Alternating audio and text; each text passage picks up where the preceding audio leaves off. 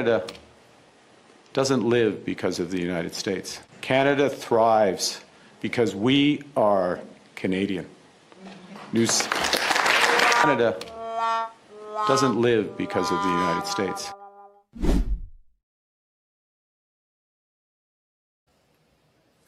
No, Canada does not live by the United States. That was just actually Jeff Rath calling me as I was starting the broadcast. He's got some big news, I think, to share today, and we're going to be talking to Jeff later, probably for a show on Friday, maybe even later today. But we'll get back to you on that. It's amazing. It's just amazing. There's so much happening. We're going to be talking about Eva Chipiuk's speech yesterday, and it's really incredible. I haven't got the whole thing, but I've got about half of it. Magnificent speech, and Eva, of course, I think became part of history at the Emergencies Act inquiry when she really nailed then Prime Minister Justin Trudeau to the map. Anyway, we've got so much to talk about. You're watching Stand on Guard. I am your host, David Krayden, and we'll be back in mere moments. The Prime Minister lied, and his minions continue to lie. Your home is your castle. We're calling on the government to introduce and immediately pass the Stand on Guard law. But we also need to resolve to resist.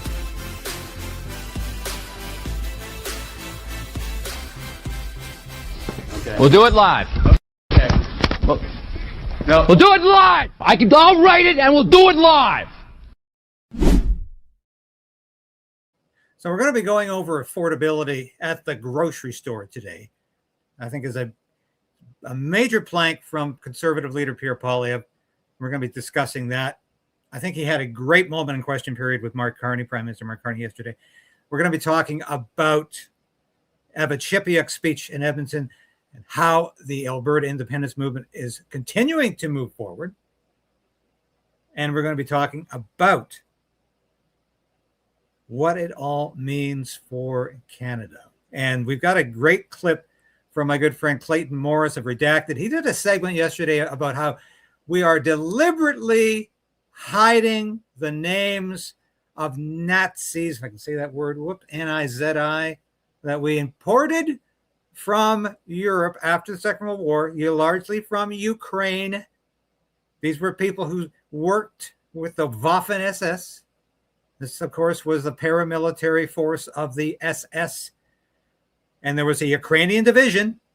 You remember when Yaroslav Hunka was in the House of Commons, he got 2 or 3 standing ovations because the stupid idiots who were there didn't understand that if you were fighting Russia in the Second World War, you were on the wrong side. But we'll get to that in a minute. We've got so much to show you here.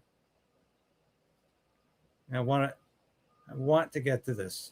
Look at that. Look at that. That is people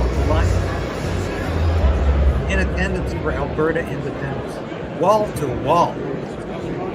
And this is what is happening in Alberta.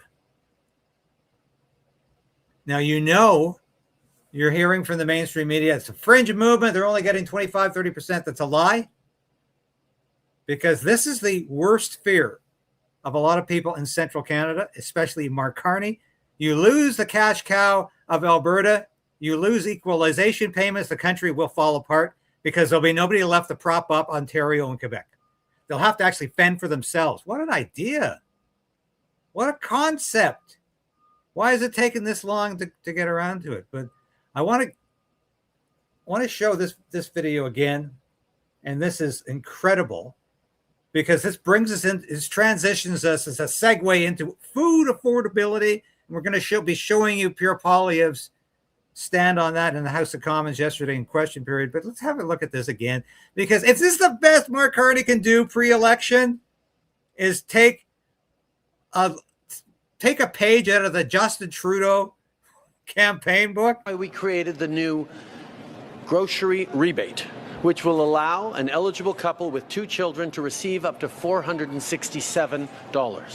This is a measure that will help make life more affordable for around 11 million individuals and families. So today we're announcing that our government is launching the new Canada's Groceries and Essentials benefit. This will deliver hundreds of dollars more into the bank accounts of more than 12 million Canadians. Now, as Pierre Poilievre points out in question period yesterday, they took all the price tags down. Did you notice that? He's standing in front of all this fruit, not a price tag in sight, because Mark Carney does not want you to be reminded about how bad things are with food affordability. So let's have a look at the MAX site now. And it's a bit of a mixed bag. We're going to be showing you some now, some later. But there's a lot of interesting things to note today. And of course, hope you watched my show yesterday. We'll see it again. Here is the most chilling item of the day. And there's some allusion to it in the thumbnail because this is sort of late breaking. I wasn't aware of this when I was putting the show together at 6 or 7 o'clock this morning. This is absolutely frightening. We've talked about this before, how Mark Carney is phasing out access to information surreptitiously, quietly, behind the scenes, so nobody really questions it. This has been a right of Canadians now for decades to find out what their governments are up to, what the correspondent says. We have numerous access to information inquiries in the pipe right now regarding what happened at the ostrich farm, Universal Ostrich Farms. So what is Mark Carney doing? This is another form of liberal censorship, of liberal clamping down on free speech. He's doing it in very, very many ways. Direct frontal assault through bills like C8, which can literally take you off the air because you're creating some kind of problem. You're creating a lack of unity. If you read the fine print in Bill C8, anybody could be pulled off the air for creating controversy. It's a very dangerous bill. Bill C9, going to outlaw symbols of hate. Well, that can mean just about anything. We've been through this. Thankfully, C9 is stalled in the Justice Committee right now, so we might be able to stop this if we get a united front against it. But this is what really bothers me, folks. It's this access to information. Holly Doan of Blacklock's report writes, Feds issue new guidelines for concealing records effective January 26, including permanent deletion of emails deemed to have, quote, no ongoing business value, unquote, after 30 days, and chat posts within 15 days. Did you just hear what I said? So, no business value. Anything the Liberals concoct could be described as having no business value, whatever that means. These are weasel words, weasel expressions that just go on and on. Now, I have reached out to this professor, Ivan Kachanovsky, to come on the show to talk about releasing the names of Nazi collaborators from Ukraine. Because he says it won't harm Ukraine, but would harm Nazi collaborators and those who glorify them, including Zelensky, the president of Ukraine, the dictator of Ukraine. Let's call him what he is, you know. And these are photos of the SS Galicia division. That's the division. It was a Ukrainian volunteer division. Nobody forced them to join. They joined because, yeah, they were anti-communist. A lot of them were anti-Semitic as well. They wanted to kill Russians. They wanted to kill Jews. They were virulently anti-Russian and anti-Semitic. And this SS division was extremely efficacious in its horrible design, which was killing defenseless people. So, you know, Yaroslav Hunka was a member of this division. He got a standing ovation in the Canadian Parliament, not once, not twice, but 3 times. And they just couldn't get enough of the guy. Standing literally feet away from the Chief of Defense Staff in the Canadian Armed Forces, who doesn't apparently know his Second World War history, that if you were fighting against the Russians in the Second World War, you were fighting for the Germans, or you were fighting with the people, Canada, the United States, the United Kingdom, were fighting against the Nazis. So if you were fighting the Russians, I'm sorry, Yaroslav, you're on the wrong side in terms of who Canada was fighting in that in that war. This is how crazy it is. You know. And it's all about the Deschênes Commission. This was going to be released in whole by Brian Mulroney's government. And they sat on it because, just like the Liberals, the Conservatives were afraid of alienating the Ukrainian vote. Say anything contrary to historically what happened after the Second World War and its involvement by Ukrainian Nazis, and you're suddenly being anti-Ukrainian. And this is why they won't release it today. I'm going to show you a great clip from Redacted later about this. So can't wait to have this professor on the show.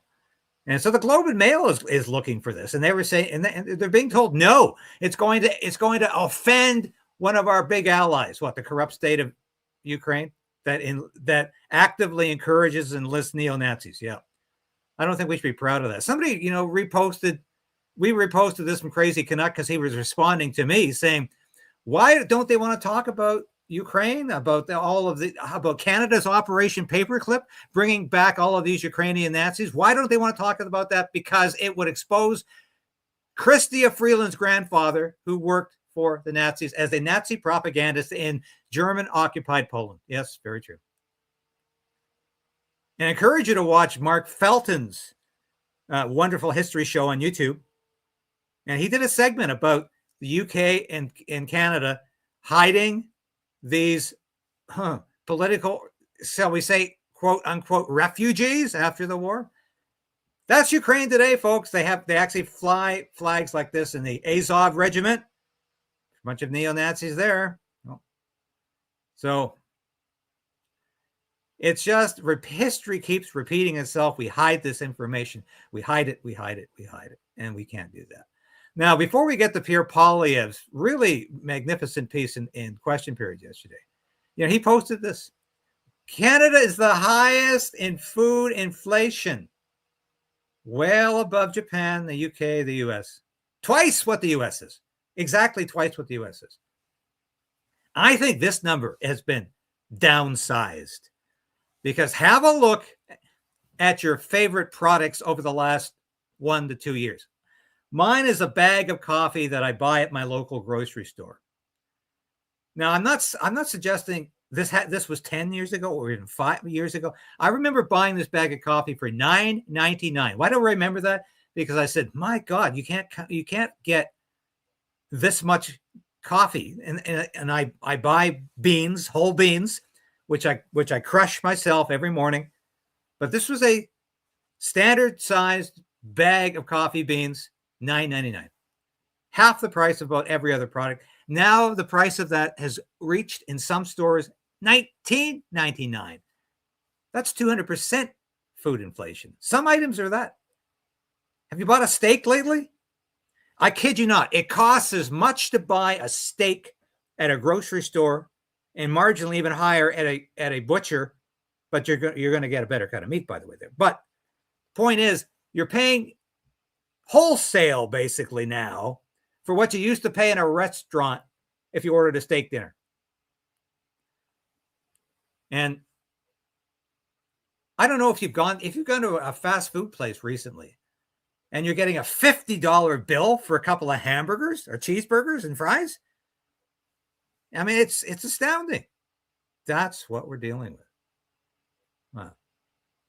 And, thank God for people like the food professor who are out there every day exposing the government fraud. Why Ottawa's approval of unlabeled gene-edited pork is a policy mistake. And Sylvain Charlebois, excellent work, once again, without public notice or meaningful explanation. Health Canada has cleared a food technology that remains poorly understood by consumers. In recent days, the agency approved the sale of gene-edited pork in Canada without any labeling requirements. They tried this, remember, recently with cloned food? The pushback was tremendous. Now, in Agriculture and Agri-Food Canada announced closure of research operation and job cuts. Now, do you wonder why are they putting more money into the Canadian Food Inspection Agency so they can go around culling, no, let's call it what it is, massacring herds, flocks, groups of animals, from cows to ostriches, who are probably healthy. The ostriches at Universal Ostrich Farms, we know, were healthy for almost a year prior to the massacre of November 6th and 7th. Now they've gone out and they're going after cattle specifically. They're going after pork. And now they have what they call traceability requirements. So they keep tabs on farmers, whether you are a small farm or whether you are a large farm. You have to keep track of everything you do during the day of business and report it to the CFIA. They've got lots of time and money and resources to harass farmers, to occupy farms, to kill their animals, to destroy their livelihood. But the research, which would prove them wrong, they want fewer researchers. Yeah, that is astounding. Marty up north comments about yesterday's Independence Town Hall in Calgary. He says it was electrifying. Thousands of people just wanted to be there to commune with other like-minded folks. You saw the video of the crowd. I just showed that to you. Now listen to the participants answer a few questions I asked. Well, thank you for putting that up, Marty. Now, Jared Yeager and I used to both work at the Post-Millennial, and he's now working for the Western Standard. God bless him. He is an excellent investigative reporter. I asked Save on Foods exec turned BC Conservative leadership candidate Daryl Jones what the government can do to lower grocery prices. Let's listen to this. Let's have a listen to this.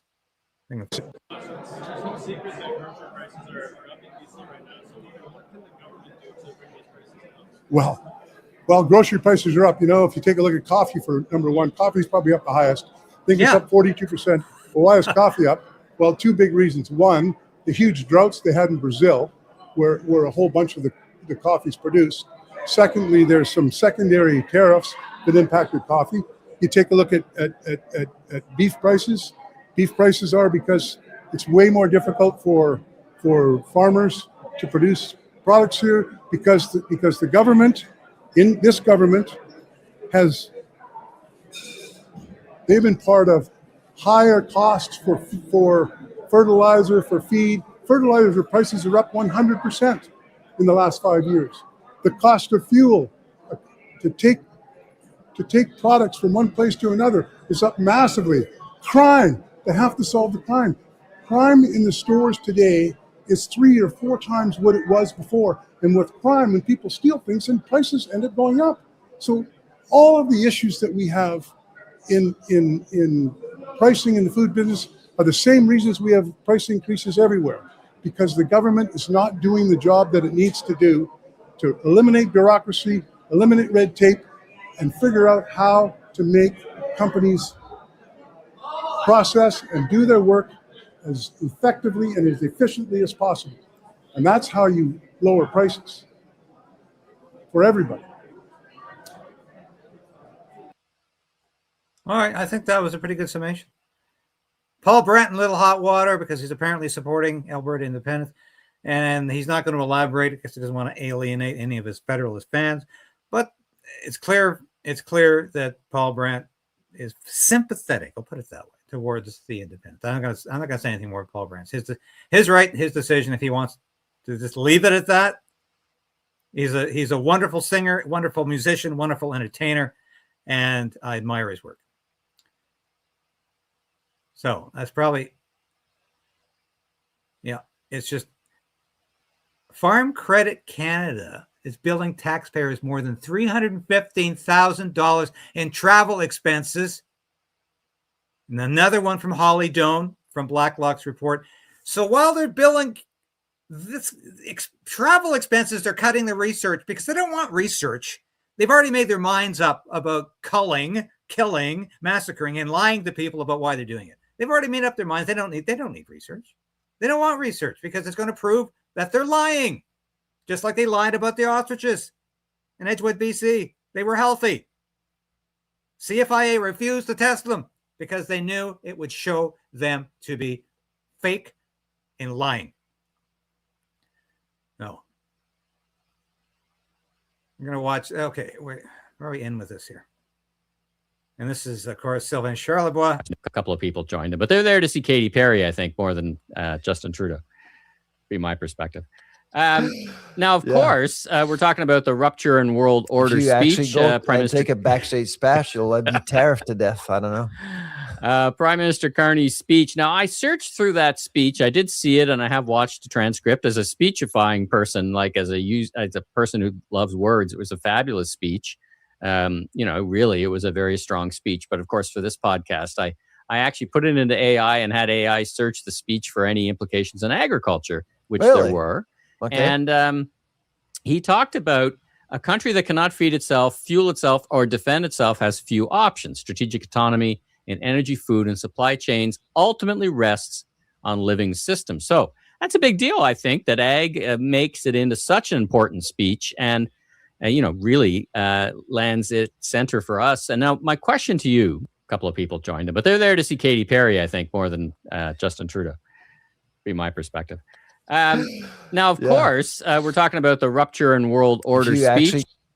So, excellent stuff. I want to show you some more videos when we have a chance here. And there is just so much happening in the world today, and we're going to keep tabs on it. Want to remind you before I forget, John Carpay, Justice Center for Constitutional Freedoms, is on the show tomorrow. We're going to be talking about the new report they put out on medical assistance in dying and how it's inevitably expanding. And we're going to be talking about censorship and surveillance and a lot of other things. John, of course, always welcome on this show. We love to talk to him. But before we get on to Pierre Poilievre question period yesterday, I want to remind you about the merchandise, which I'm very proud of. I think it's some of the best stuff out there.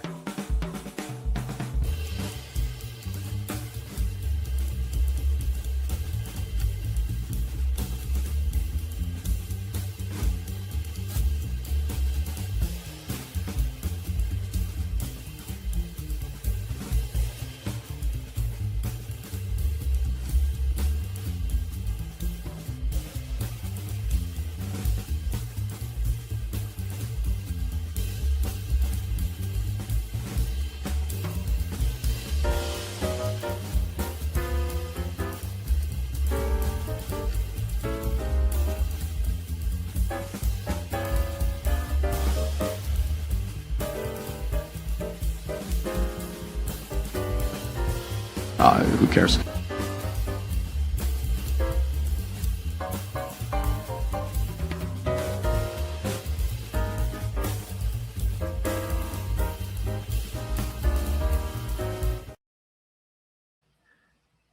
So get into that store, have a look, and I'm sure there's something that's perfect for you or a loved one. Want to remind you at the end of the show, we're going to be doing some super chats and Rumble rants. Stay tuned. That's going to be right after we do our last news piece. And I got to remind you all, please like and subscribe to this station. Please like the station, subscribe. If you've been unsubscribed, check to see if you're subscribed. It's very easy to find out.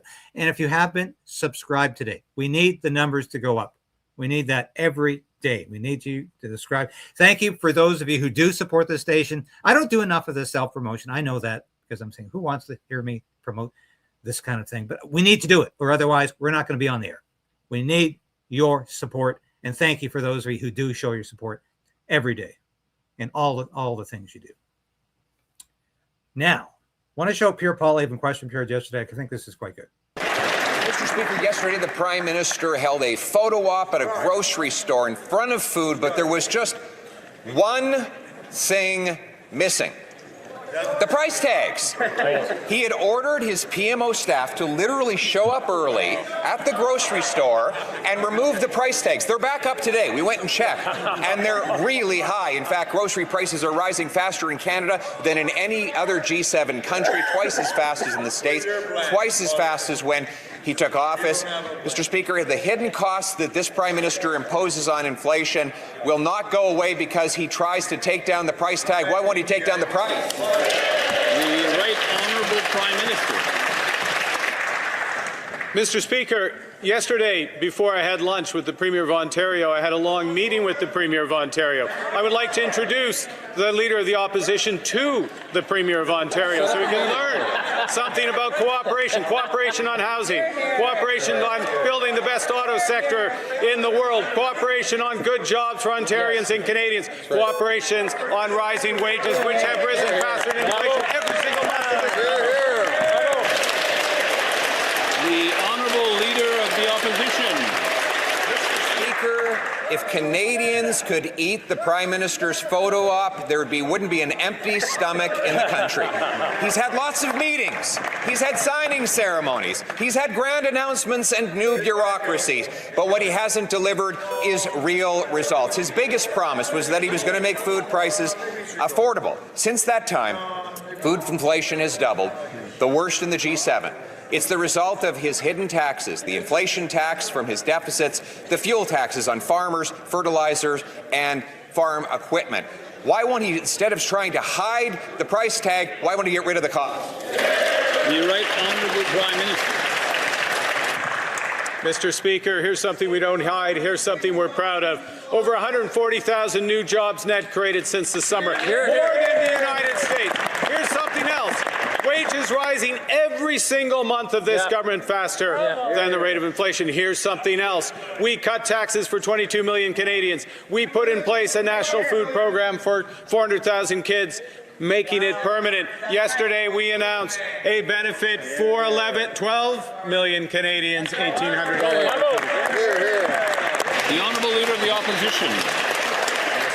Mr. Speaker, Canadians have never had it so good that 2.2 million of them are lined up at food banks. One of the reasons is that we can't get our resources to market. Now, while the Prime Minister, we worked in collaboration to give him exceptional powers to get things done. Instead, he spent the time on photo ops, signing ceremonies, re-announcing projects that had long ago been approved. His new bureaucracy, the project's office has not approved a single new project. So why won't he get out of the way and accept our plan by passing the Canadian Sovereignty Act today? The Right Honourable Prime Minister. Mr. Speaker, part of how we move this country forward is collaborating with provinces and territories. The great territory of Nunavut. I'd like to welcome the Premier of Nunavut is here. One thing we've done in 6 months is agree on Grace Bay Point, which is going to open up Arctic sovereignty, open up the future of this country, make Canada strong. I assume the Prime Minister meant that the Premier of Nunavut was in the area, not in the House. The Honourable Leader of the Opposition. Mr. Speaker, of course we love the Premier of Nunavut, but all the Prime Minister has is meetings, announcements, signing ceremonies, but never shovels in the ground. Never results that matter to people. Not a single pipeline approved. His project office has not approved a single new project. In fact, he hasn't removed a single pre-existing Liberal bureaucracy or single pre-existing anti-development law. All he has to do is get out of the way, adopt the Canadian Sovereignty Act so that we can get building and become self-reliant and strong. The Right Honourable Prime Minister. Mr. Speaker, Mr. Speaker. Well, 3 times, Mr. Speaker, and that is Mark Carney. At least he didn't start getting into his witchcraft incantations again. Want to show you a little bit of this speech from Eva Chipiuk. Of course, if you had the good fortune to visit, yes, we have shown this. Yes, we showed this slide. Thank you for that. And if you had the good fortune to go in Calgary, if you had the good fortune to go to the Emergencies Act inquiry, you watched Eva Chipiuk really give it to Justin Trudeau. Now, she's apparently supporting Alberta independence, and I think she's quite eloquent in her reasons why here. And so let's have a listen to this. Good evening, Calgary.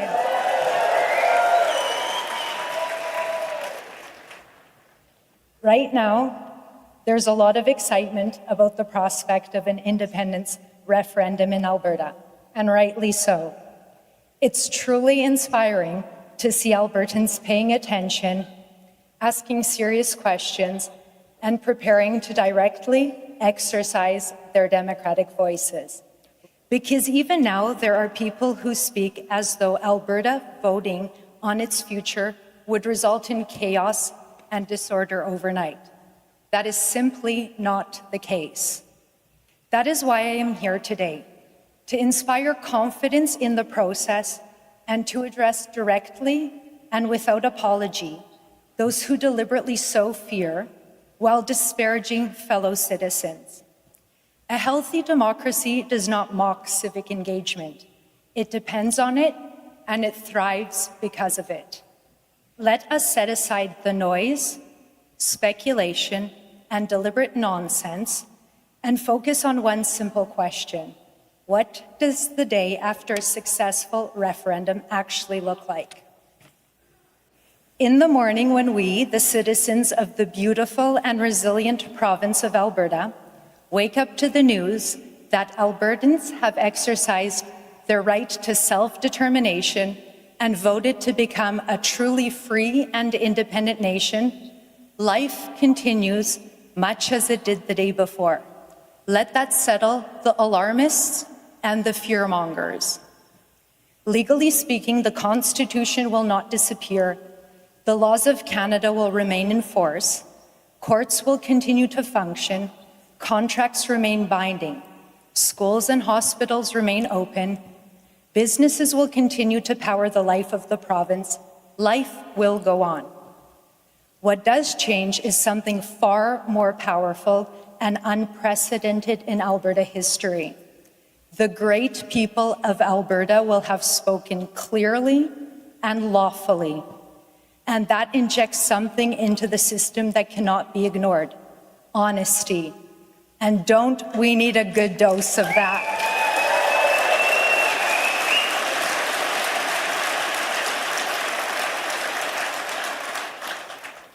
A clear democratic mandate from the people strips away pretense and political games. It forces public institutions and office holders to confront what Albertans actually want, rather than what's most convenient for them. Elected officials, federally, provincially, and including Indigenous leadership, are no longer free to dismiss, delay, and deflect. They are constitutionally required to listen, and more than that, they are required to act. When the people speak clearly, the obligations of those in power changes. That is democracy functioning exactly as designed. That is what the day after looks like. This referendum is not a tantrum. It is not rebellion, and it's not a negotiating tactic. And it certainly is not treason.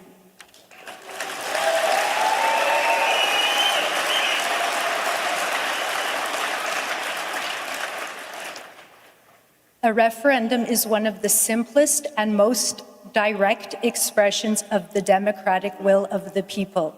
Even the Supreme Court of Canada has been clear on this point, and this cannot be ignored. Albertans are law-abiding people. We do not rush change, but when change becomes necessary, we meet it responsibly. And we all know why this moment has arrived. We see it in our daily lives, in rising costs, declining services, and growing distrust in institutions meant to serve the public. The reason Albertans are demanding better government is simple. The system is no longer delivering what it promised. Now, I'm going to show another 4 minutes of that because it's an incredible speech. I think a very reasonable, balanced, completely articulate explanation of why this woman supports Alberta independence and why she's promoting that. Let me make it clear.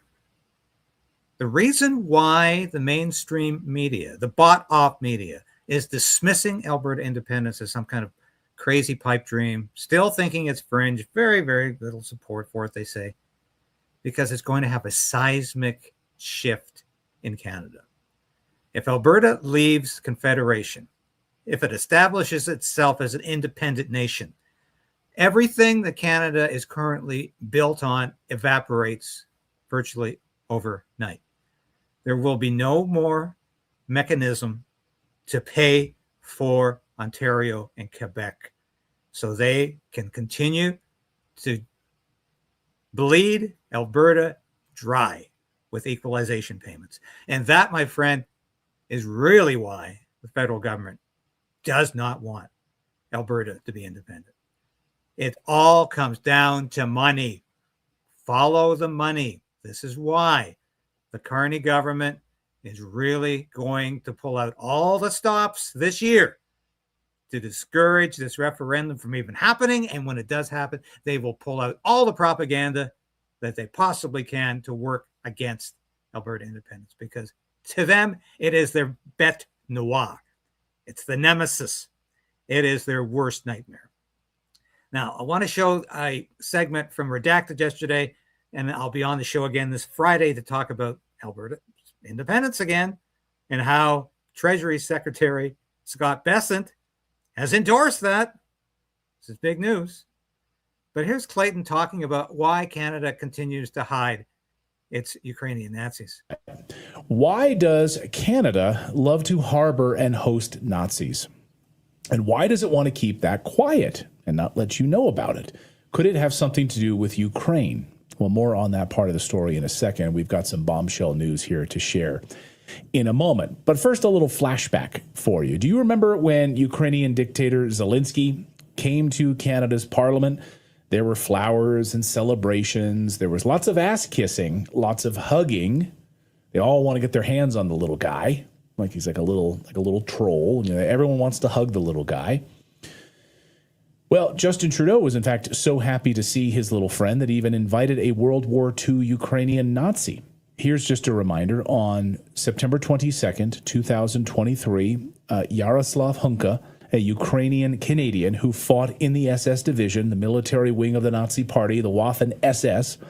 He was invited to the House of Commons. He started crying because of the great display of affection from all those members of Parliament who gave him a standing ovation. He was recognized by Speaker Anthony Rota. Of course, we later learned that it was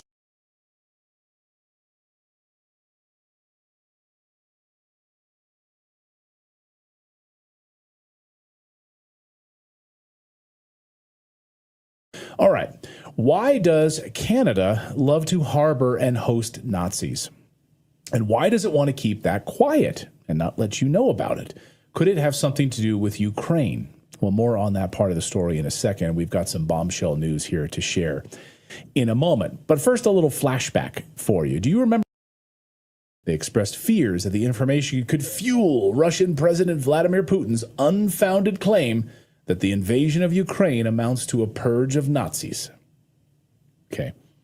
Actually, a large portion of the special military operation into Ukraine was, in fact, to purge large members of inside of the Ukrainian government of the Azov battalion members and other neo-Nazis in the government who are carrying out absolutely brutal and horrific killings against their own citizens, which we've cataloged here on this show. I encourage you to go back and watch our entire report with Benoit, who is from the French government and was in Ukraine as part of an operation to oversee the legal, like a lot of the legal ramifications that were unfolding in Ukraine. Watching of some of these like extrajudicial killings were being carried out. Go back and watch that entire report. It's shocking. And some of the stories that he's told me since then are just mind-blowing. I'm talking about like the SBU and these neo-Nazis going like door to door and like throwing people off of balconies, throwing Ukrainian citizens off of balconies, shooting and raping young women. Horrible stuff. And all true, by the way, all of it true. Among the names on the list, go ahead, Phil. Oh, I was just gonna say, like, I just want to kind of paraphrase what you just said, because like it's just rattling around in my brain and it's just batshit. What they're really saying is disclosing the truth and giving the enemy the power of truth in the matter would disrupt our propaganda campaign. So in even doing so, logically, what they're saying is what is true could be used against us by our enemies, who would then know the truth. And it's like, really what they're saying is we know that what we're doing is propaganda, and having the truth come out would make our propaganda not work. That's basically boiled down. That's what they're saying. That's all they're getting at. Right. So our propaganda machine is that it's Russian propaganda that there are Nazis living in Ukraine, and therefore we can't release a list of Nazis living in Canada because it might hurt Ukraine. And therefore, right, because then it would give, exactly, because it gives validity then to Russia's claim. So great segment. Encourage you. Well, that's probably the entire segment there. And we love Redacted. And I thank Clayton and Natalie for having me on every week to talk about Canadian news. And I know a lot of you watch it. You tell me that when I meet you in the public. Say, see you on Redacted all the time. And yeah, your show's not bad either. But thank you. Thank you so much for watching both. And we appreciate it. And once again, I'll say, we need you. Give us the thumbs up. Give us the like. Give us some subscribe. Please subscribe, resubscribe if you have to. And we're going to go to some Rumble rants and some chats here. And I think this is going to be nice. I enjoy this. We do this every Wednesday. So, if we can roll some of those, producer. And let's have a look at how it's going here. Well, yeah, that's me, Clayton. Clayton did this segment yesterday. Yeah, great segment. So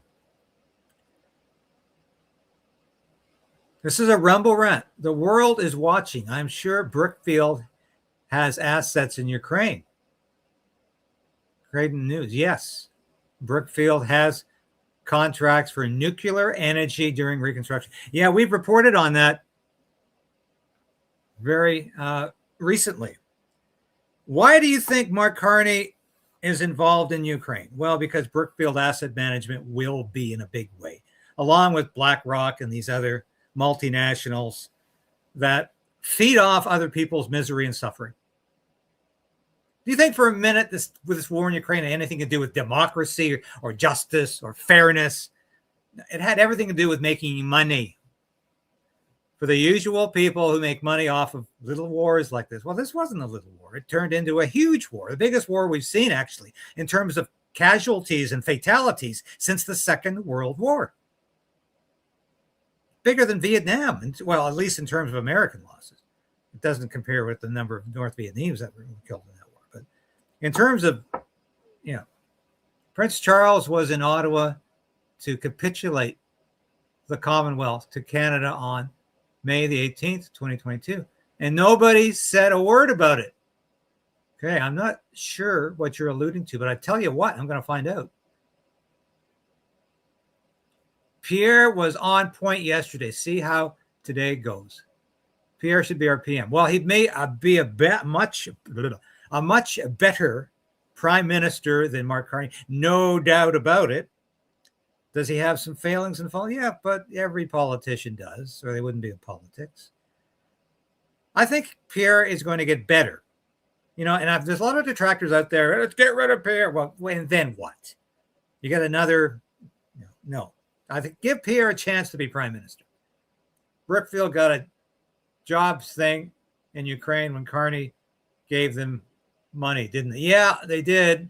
Carrie Ann, you bet they did. And it's, how corrupt is this? You know what kills me? I got to say this.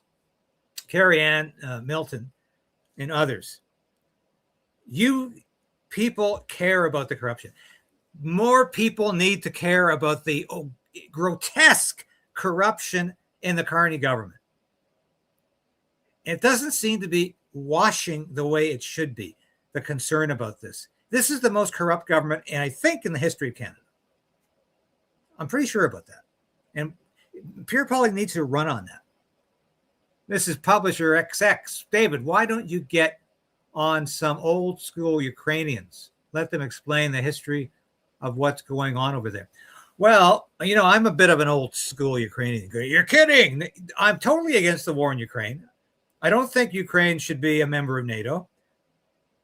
I think this thing has been farcical. I think we've been played from day one. But I love Ukrainians. Obviously, I've got family on my father's side. And they were horribly abused by the Soviet Union, by communism. Starved to death under Joseph Stalin in this artificial famine. Very, very anti-communist.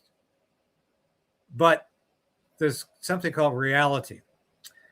Pierre can at least get our housing and food prices back on track and stimulate grassroots innovation. Well, that's right. You know, and I want to say this.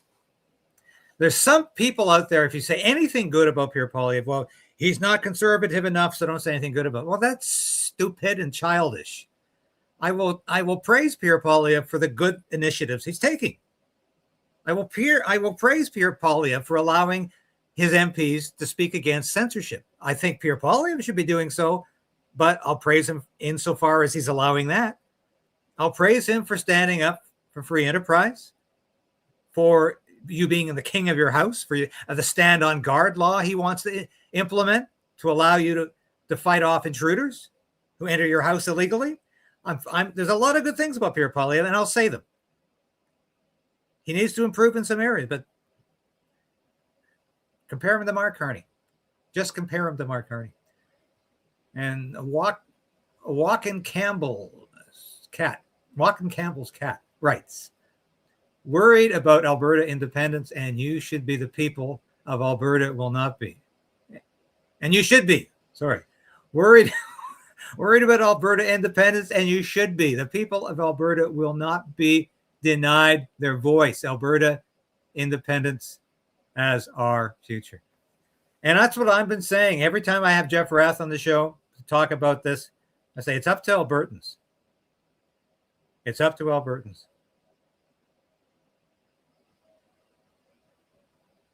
Madonna Barnes, David, there are so many brain dead people out there. You are damn right about that. So many have their elbows up. So far, it's ridiculous. It's nearly impossible to get these liberals to open their eyes. On Carney's Facebook, oh my God, it's so crazy. So many worshiping him like he's their God. Well, you know, I find it hard to identify Mark Carney as divine or in any way divinely inspired or godlike. This is just a little man who makes it up as he goes along, who's managed to be a lifetime political grifter. He's made a lot of money, but he sure as hell is a long way from being a god or even a demigod. But liberals feel that way. You're right, Madonna. Casey John McGuire. We need a leader who can hold the liberals accountable. That's the word.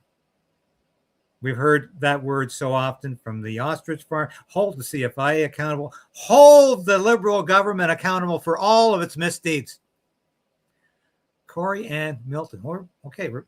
Corey Ann, you're back for the second time today. I honestly believe when the CFI showed up unexpectedly that the homeowner should be allowed to use the stand on guard rule. Hey, right on.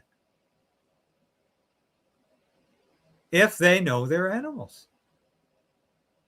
Excellent suggestion.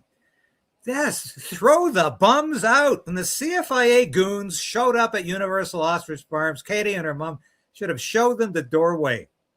This was a home invasion. Home invasion. Illegal occupation.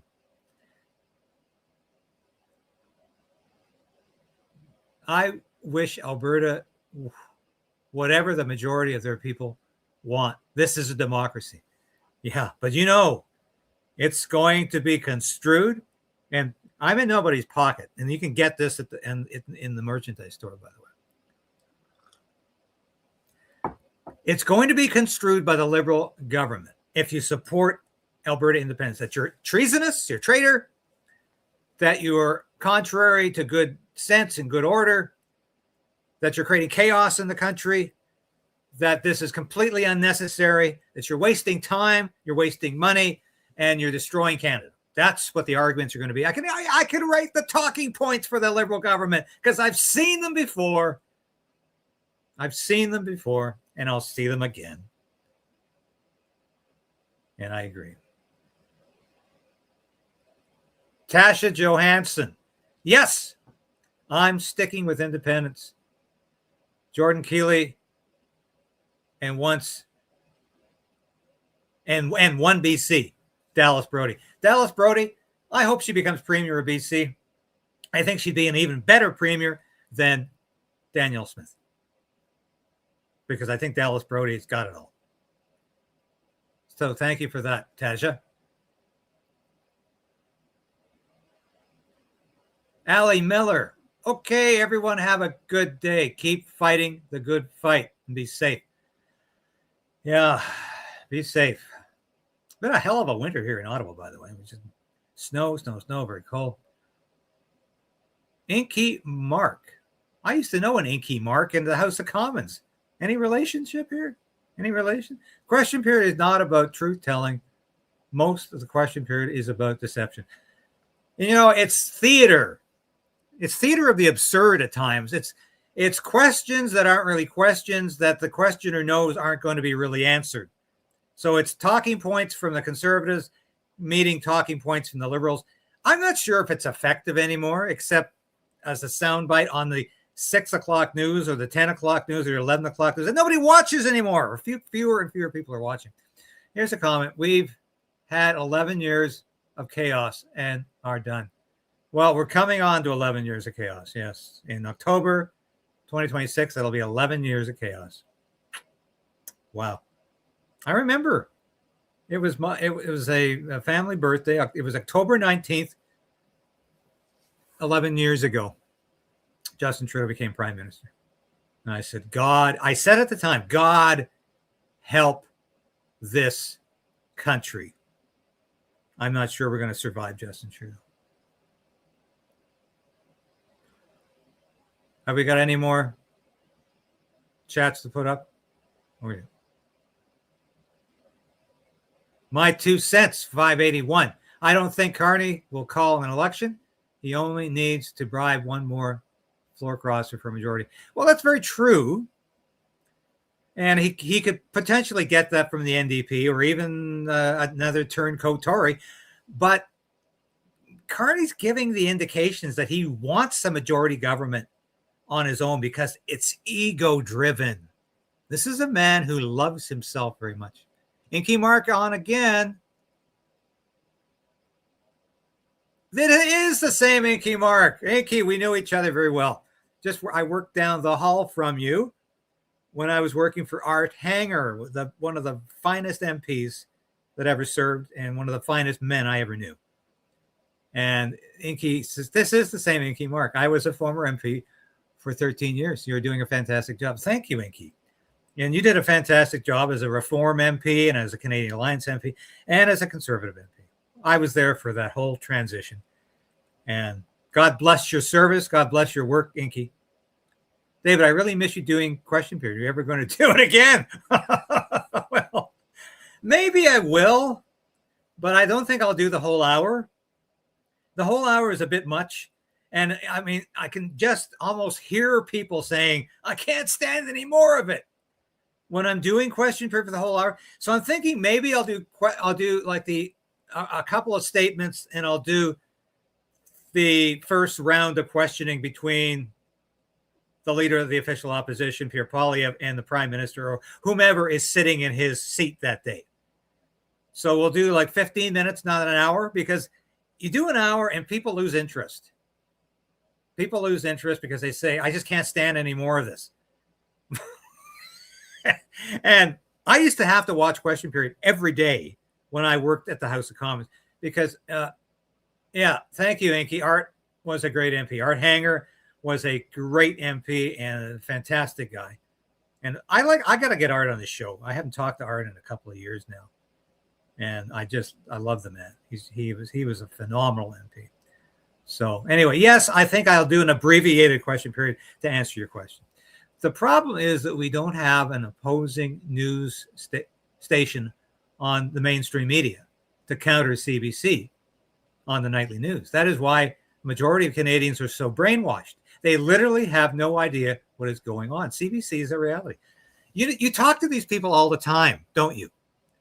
And you hear them all the time at Tim Hortons. If you go in there, have a cup of coffee and a donut. I don't have very many donuts, but you have a cup of coffee. Or you go to a local coffee shop or a local restaurant, and there's people in their 60s, retired civil servants. You know who they are.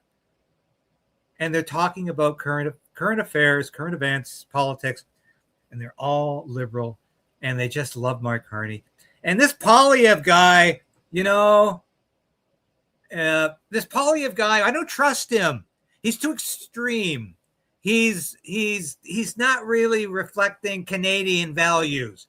And what, of course, these people are reflecting are CBC values and Liberal Party of Canada values. So you hear them all the time, though. There's a restaurant in town here I go to, and if it's like 2:00 in the afternoon, I guarantee you there'd be a table with these retired civil servants talking about the wonders of Mark Carney and just how wonderful he is. And can't trust those conservatives, though. So you hear that all the time. Well, I think we're at the end of your chats. This has been so much fun. I might actually do this twice a day. Twice a week. Not twice a day. Twice a week, because I'm having a good time. And this is me talking. CBC is a psyop we're all paying for. Yeah, we know how much we're paying for? $1.3 billion a year, and that's going to keep going up. And if there's one thing about Pierre Poilievre that he has stayed true to, and this is my litmus test for Pierre Poilievre. The day Pierre Poilievre comes out and says, I've changed my mind. We're going to keep the CBC. We need it. Canada needs the CBC. We're going to keep spending $1.3 billion a year to keep it afloat. I'm finished with Pierre Poilievre. I'm through. If he ever says that, because that means I can't trust him on anything, because that has been the foundation, I think, of his support as a conservative leader in terms of the grassroots, in terms of hard ideology, in terms of principled conservatism. That has been the litmus test for me. But I don't think he's going to back down on that. I think he's quite serious. Let them go it alone. If they're such a damn good station, if they're so great at their job, if they have so much journalistic expertise, let them do it without the public dime. And they can start today. Thank you very much for watching today. God bless you all. I think I've covered everything. Like I say, John Carpay on the show tomorrow. Got a surprise for Friday. Going to surprise me too. God bless everybody for watching this show. And I'm having fun again doing this. December was a rough month for me in many ways, but we're back. We're back. And thank you for being back. God bless you all. See you tomorrow.